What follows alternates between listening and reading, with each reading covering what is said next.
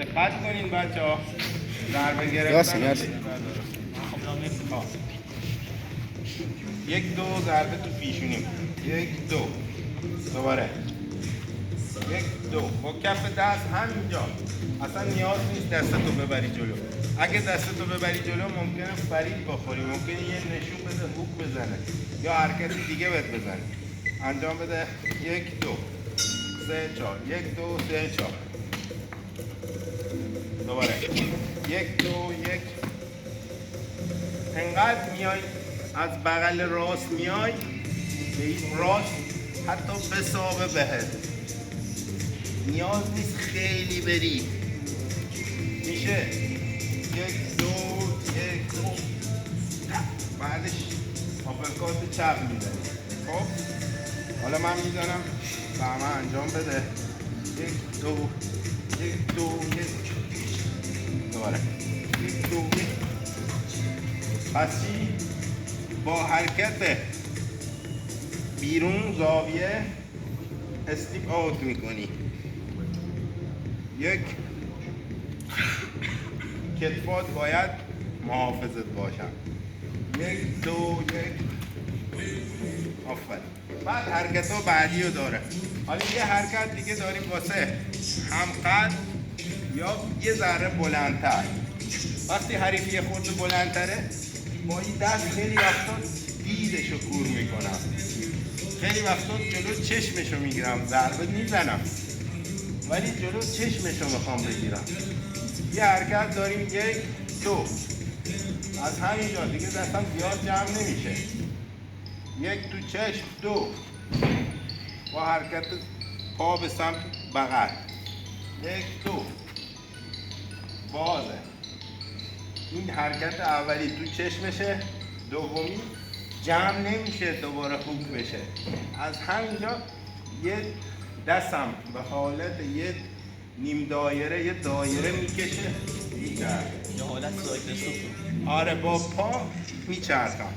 میشه یک دو، یک ضربه راستش میاد، از همینجا هم به صورت دایره میام بغل با پا. یک دو سه. این هم یکی دیگه. یه حرکت دیگه هم که امروز آموزش دادیم، چپ تو چشم.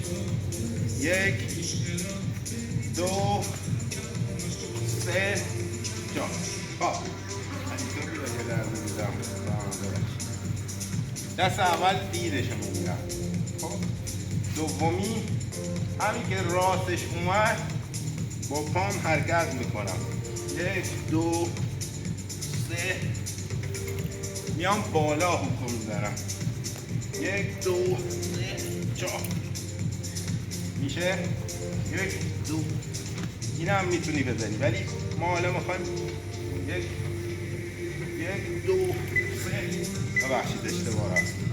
یک دو سه چهار. پس ضربه اول دید و کور میکنی. خب حالا این منتظر ببینه این دست من چی کار میکنه. ممکن است همینجا دوباره دو رو بزنم، یکی دو بار فریبش دارم. یک دو یک دو یک دو یک دو. خب تا باز راستش که باز شد، من اینو باز میکنم تو 8 سینه. یک دو سه، با یه حرکت پا میام بالا هوک میزنم. یک دو، دوباره یک دو، یه لحظه، دوباره یک دو. شدت که چی بفهمه. بعد بیای بالا. این یه حرکت خیلی خوبه. پس میشه یک دو. دقت کنید به پام، این پا خیلی مهمه، نجات دهنده این پاته. یک دو سه چهار. این چهار آخری بالا بالا. خسته نباش.